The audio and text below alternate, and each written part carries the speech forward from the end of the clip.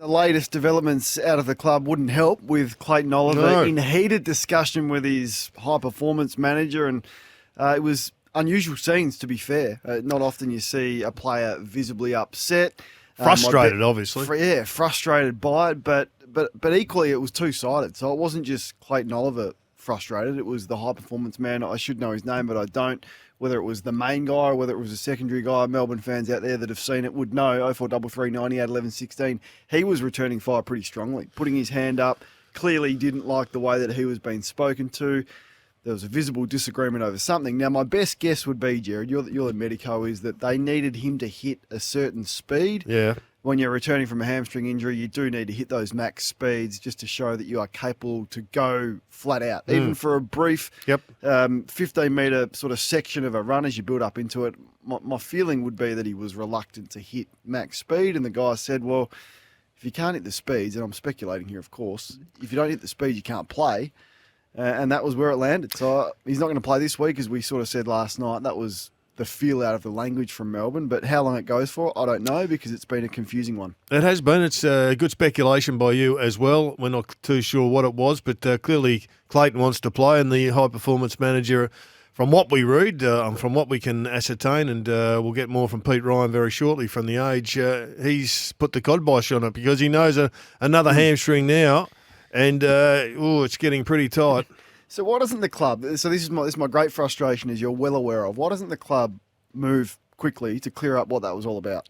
Well, what would harm the club to say, look, you've all seen the vision, It's been posted everywhere on social media, it's leading the Herald Sun online website, it's on the AFL, it's on The Age, everyone's talking about it, no one knows what went on. Why wouldn't they clear up exactly what the issue was to inform their fans? No, it'd be a fair point to inform their fans and help us, rather than speculating, we would have more idea of what we're actually talking about. He may well be playing, Kane. We don't know. But given that it's so public, the nature of that disagreement, it probably wouldn't hurt just to clarify it. That's bizarre. We'll speak to Ash Brown about that and club's handling of injury reports after 7 o'clock when he joins us. Brett Phillips with the latest from Wimbledon. Joining us very, very shortly, Pete Ryan. He's across all the issues of the game with the latest footy news. And Brad Johnson in the house. You're upset with Jono? Is that the I'm upset because he wasn't upset last week. He promised grumpiness and he didn't deliver. And finally, and you can have your say on that, D's fans. Would love your thoughts on what was your best guess of what the discussion was around, and should the club come out and actually clarify to its fans and those that cover the game what the issue is, like Simon Goodwin did so clearly after the Geelong game, which left us in no doubt what the issue was. I'm just interested in Melbourne themselves, Kane. It's like Petrarca. I know the view is if Oliver's not in the middle, you've got to play Petrarca. But the numbers tell you that Petrarca inside that forward 50 creates goals. Melbourne score more goals. But if you look at the breakdown, just very briefly, they have got so many great players. We're not talking just average players. They've got A, if not A+, beside their name. Petrarca, Oliver, Viney, Brayshaw. I mean, Brayshaw, I think, should play in the half-back line to help their ball movement. But nevertheless, if you just qualify him as a mid, Sparrow is another one coming through. They've got two unbelievably good wingmen in Hunter and Langdon. They've got two of the best rucks in the game in Gawn and Grundy. You don't get any better defenders than May and Lever and Salem. Hibbert's an All-Australian. Petty's just a younger player coming through, but unbelievably good whether you play him in defence or in attack. They like him in attack, it seems. And then you've got their forward line. Fritz is basically an A-grader. Pickett should be, not in as good a form, anywhere near as good a form as he could be. And then you've just got this, this mix of Smith, McDonald, Brown, Van Rooyen. No A-graders amongst them. Van Rooyen hopefully could be, and clearly they like him and like to get him back in there. Alex Neil-Bullen's had a reasonably good year and a pretty good stopper who can kick some goals, but so many good players in that side. They're not anywhere near their best at the moment. No, they're not. As I said, I've got confidence in them with the way that they defend, and if it turns for them like it has, I still think they can win it. Do you think Oliver they need to just tweak that a bit, just back off just a little bit in defence, and just take the handbrake off? Yeah, just actually allow your players to play with a bit more dare. And we've seen them do it. They were a high-scoring side at the start of the year. Just release the handbrake a little bit. It's okay to cough up a couple of turnover goals because the upside to it is going to be pretty significant, I would have thought. and the confidence that would give the group to play with a bit more freedom, the way that we all love playing footy, they're not going to lose the defensive capabilities that they've got. That's in them. That's rusted. You'd love to see them kick some goals from the half-back line like the Pies do. They'll take care of the Saints this week comfortably, and there'll be a different discussion feeling around Melbourne. Things move so quickly from week to week. 2 weeks ago, they beat Geelong. Yeah, that's right. Collingwood. And then they should have beaten Geelong if it wasn't for the last quarter in the wet. They've played in horrible conditions a number of times, even against Port Adelaide, the Geelong game on the weekend. Dry day, inside, bang, bang, bang, different discussion we're having about Melbourne. We can't write every team off. I mean, there can't only be two Anybody good teams writing in the Melbourne league. off is crazy. I think so. Have you say 1300 736 736. Where do the D's finish this year? Would love your thoughts. Tricia is on the line. Tricia, what is your best guess as to what is going on with Clayton Oliver? Well, it's not even a guess because I know what the truth is, and I just wish Melbourne would be honest. Basically, sure, he had a blister, but the blister was caused by a tattoo that he had, and the tattoo gave him septicemia. And the blister was from the tattoo, and that's why he was off in the beginning. Not because it was, they didn't like the way he was behaving. And if it was a player from any other team, they'd be, made to front up and tell the truth. So sure, he had a blister, but I think it would be really good if the coach or whoever could say, sure, he had a blister, but the blister was caused from the tattoo that he had, and that gave him septicemia. That's why he hasn't been playing. No, that's not the point at the present time. I think that was the old story, and appreciate you clarifying that. But right now, it appears as if it's hamstring. It's not septicemia at the present time. Yeah, I think Simon Goodwin was really clear 2 weeks ago after the Geelong game, and I genuinely believed what he was saying. And for the first time, because they'd been so vague to your point, Tricia, about what was going on, whether they were trying to protect him or not. But he cleared that up, and I was crystal clear after that. Now, the hammy's not right. That's my best guess.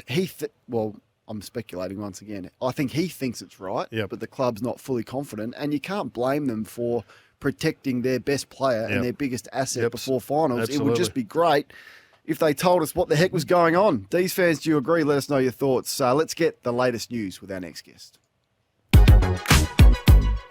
Now on Sports Day, the latest footy news for Polaris, Australia's #1 selling side-by-side brand. All right, it has been a big news week amongst all sports, but particularly cricket, but also footy, as speculation over some coaches' jobs, in particular Stewie Dew's job, ramps up. Pete Ryan from The Age joins us. Pete, welcome into Sports Day. G'day, Kane. G'day, Gerard. How are you?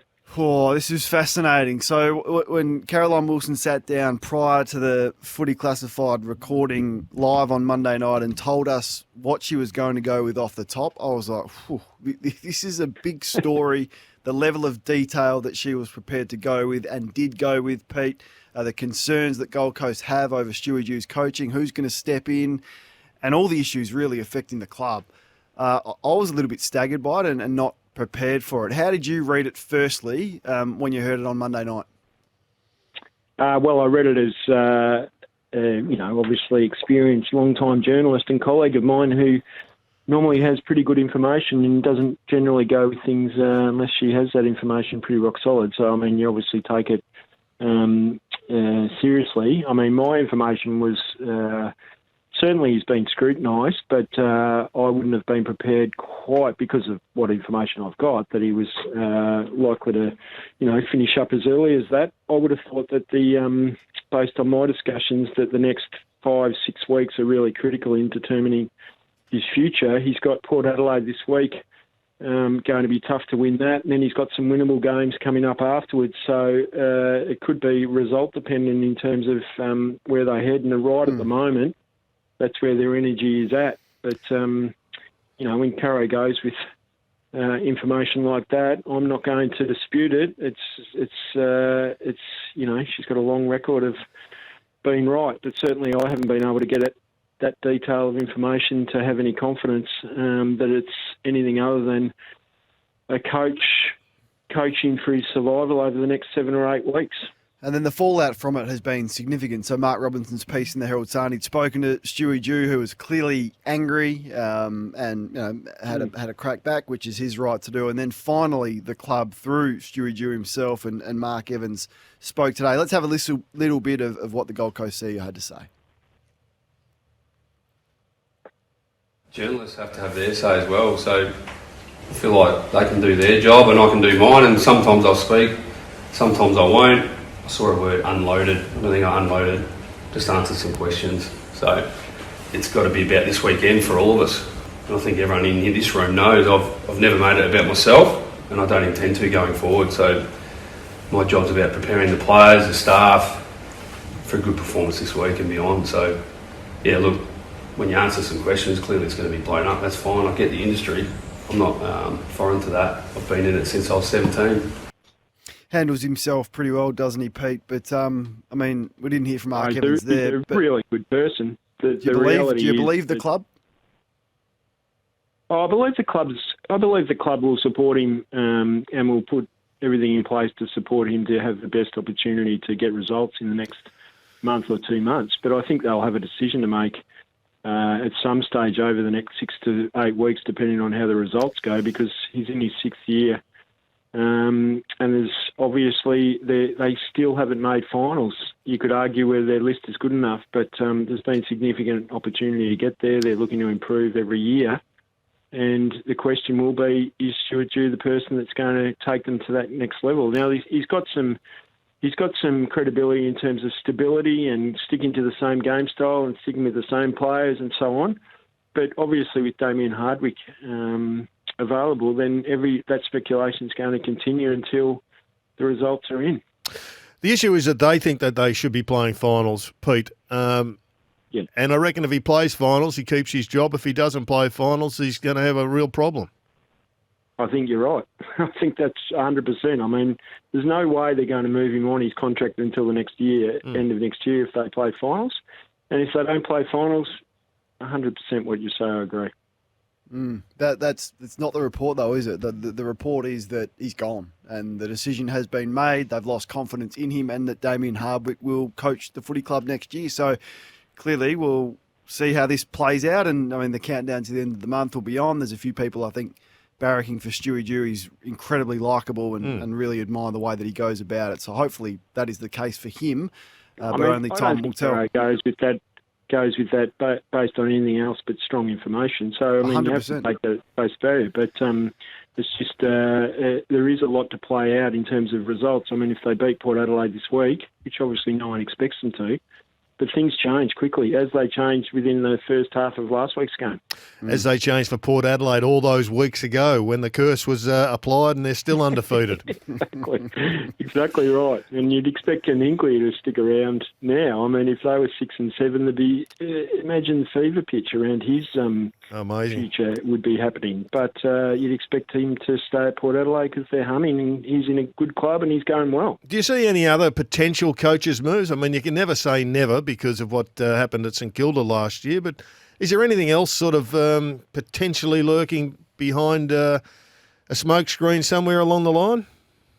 No, I can't see it, Gerard, unless the only one I'd say is West Coast and Adam Simpson. I mean, he's got 2 years and obviously a huge payout if they did move him on. But if things became more and more dire there, it might be a case where they decide that they have to make a change. But that'd be the only one I'd imagine. Obviously, Richmond are looking for a new coach. You'd think that they'll go for a first-timer. I couldn't imagine any of the established coaches taking up that job. So at present, that's what I'd be backing in. What did you make of the exchange between Clayton Oliver and the fitness staff? Well, I thought it indicated a guy who's been out of footy for 5 or 6 weeks, can't really get to the bottom of why his hamstring's not repairing as quickly as he could, and was expressing that frustration. He's rocked up today expecting to hit the markers that have been set for him, doing run-throughs and high-speed run, and he's felt some awareness, and obviously the fitness, Selwyn Griffith, I think his name is, has said, you'll have to leave the track, and I'd say Oliver was saying, is there any other way we can ascertain whether I can get through this session? Because he's obviously desperate to play. He's frustrated. It's lasted a lot longer than he expected. and it's just not quite there. I think the reality, I heard the caller before, I think the reality is his hamstrings just not recovering at the rate they hoped, and they're trying to get to the bottom of it, and they can't find the answer. And you know, ideally you don't have that out in the middle of the track with TV cameras watching on, but it wasn't that bad an exchange, I thought.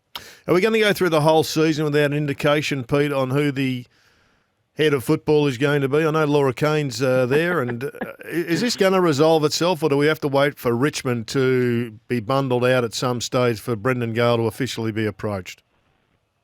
I think that you mentioned Brendan Gale to me, I reckon, when we spoke 5 weeks ago, and you were on the money. I mean, that's what they're looking. Andrew Dillon's keen to get him on board. Brendan Gale hasn't been approached. He's certainly putting his head down and dealing with Richmond. But, yeah, I think we're going to have to wait because from what I gathered from the CEO's meeting last week, Andrew Dillon was still working through the structure of, giving an indication to CEOs that he's still working through his ideal structure. And I think you indicated at that time, which you were right, someone in Brendan's position, which has a broad portfolio, which might, include Tasmania and so on. And then you have a person that was taking on the Brad Scott type role, the candidates, people like Jimmy Bartel or Josh Marnie or so on, who are debating what the tackle rules should be, is the structure that I think would probably be in place, and we'll probably have to wait all season, which is bad for the game, simply. But we've got this to this point now, and I think we're going to have to wait. Speaking of Tasmania, I mean, the Premier's under all sorts of pressure down there. Is there a chance that this falls over, Pete? There's a chance. There's a lot of work to be done. I mean, they escaped Parliament, I think, last week, the Liberal government, without, potentially having some sort of challenge or to the leadership or having to go to an election. There's still talk whether they have an election in December and or February. They certainly haven't got bipartisan support, and I just saw a report recently today that they didn't consult the Treasurer before they put in the stadium or put the stadium deal together. So there's a lot happening down there that's not as smooth as Gil McLachlan would have hoped when they made the announcement on May the 3rd. There's no doubt about that. Pete, we always appreciate your time on Sports Day. We'll do it again sometime, and thanks for joining us again tonight. Good on you, fellas. Thanks. You can check him out. The Age footy reporter does magnificent work, and you can also have your say. Why don't we sneak in one call because Adam has been waiting patiently. Gerard asked the question, where do we think Melbourne are going to finish? Adam, have you got a thought? Yeah, just a quick point. I'm neutral, but just on Stewie Jew and Gold Coast. Look, he's been there 6 years. I think, people are just tired of them making comments about the club and performance. So whether it's Stuart Jew or Damien Hardwick or whoever, 12 years, they haven't achieved anything, and they need to put up or shut up, And quite frankly, I think everyone's seen, you had a full stadium, but they were 80% Collingwood people there last week. Pathetic. Where is this club going? So I think people are just tired of this whole story. It's just turning into a nightmare, and get things right on the field and people will watch them. People will go, and even at the Gold Coast, they will rock up and they will wear their Gold Coast colours, but not the way they're heading at the moment. And for 12 years, it's been a disaster.